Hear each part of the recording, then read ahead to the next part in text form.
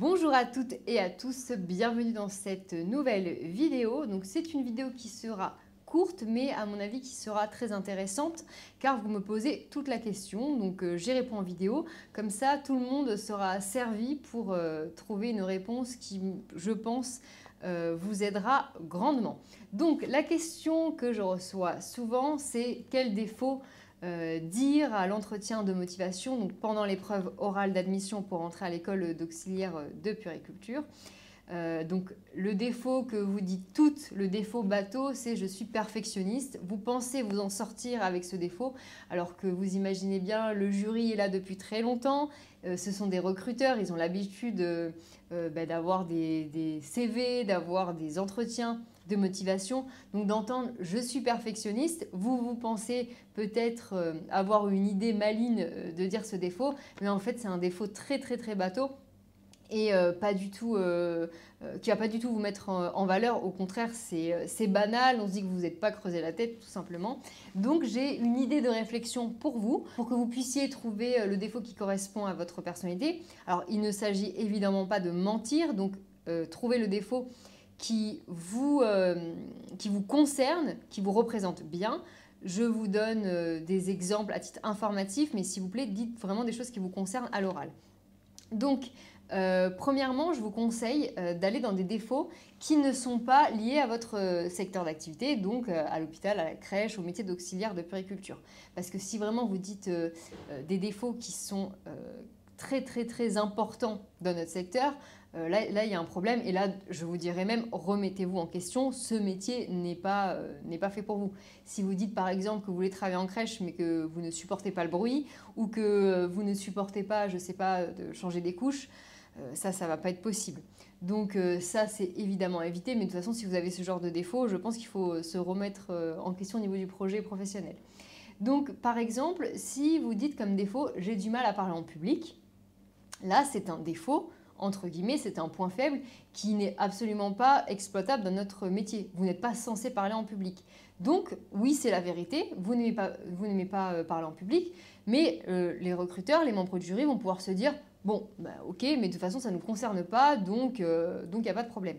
Donc ça, vous pouvez vous en sortir par rapport à ça. Ensuite, par exemple, vous pouvez dire « je n'aime pas travailler seul », mais vous avez envie de travailler à l'hôpital. Donc là, c'est parfait. À l'hôpital, on est censé travailler en équipe, donc c'est parfait. Si tu n'aimes pas travailler seul, ça tombe bien, tu vas travailler en équipe à l'hôpital. Ensuite, par exemple, vous pouvez dire je mets du temps à accorder ma confiance aux gens de manière générale, que vous êtes un petit peu méfiante, etc.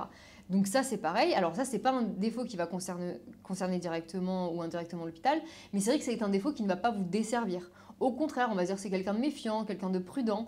Donc, à la limite, ça montre que vous avez une certaine exigence et qualité dans vos relations. Donc, dire je mets du temps à accorder ma confiance, je trouve que c'est un bon défaut pour vous mettre en valeur, en fait, tout en étant honnête. Je trouve que c'est un bon défaut. Par exemple, vous pouvez dire également que vous êtes, si c'est le cas, et ça va se voir de toute façon à l'oral, les filles timides, on les repère à 100 mètres, hein, ça arrive, c'est pas grave. C'est pas vraiment un défaut pour moi d'être timide, ça fait aussi partie de la personnalité.